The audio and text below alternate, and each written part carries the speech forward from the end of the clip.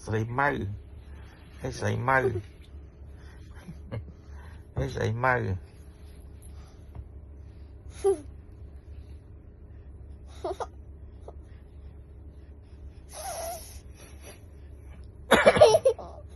Hãy sấy mau. Sấy mau căng chứ.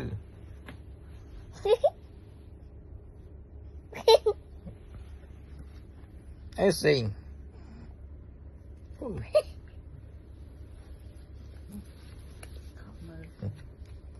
Cái mặt mà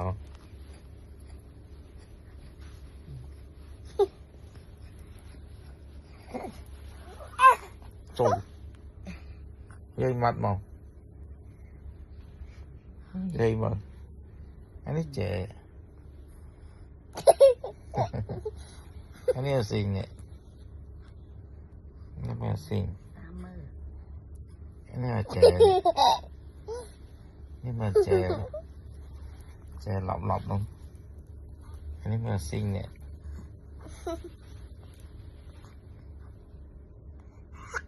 ê trời trẻ ra lên là không mấy trẻ này. Trẻ đang không may mơ này mơ mà không may ai nè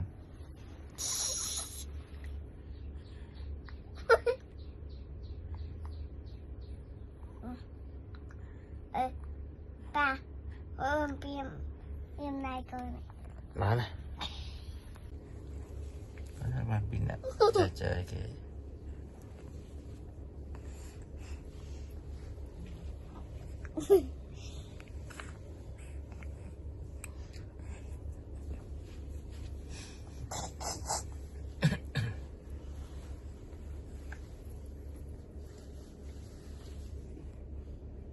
mà một bay nè mà thưa một cái rồi mà bay nhẹ nè mà bay kêu nè thằng bộ rồi tao nè nó xem mà tao mở rồi mà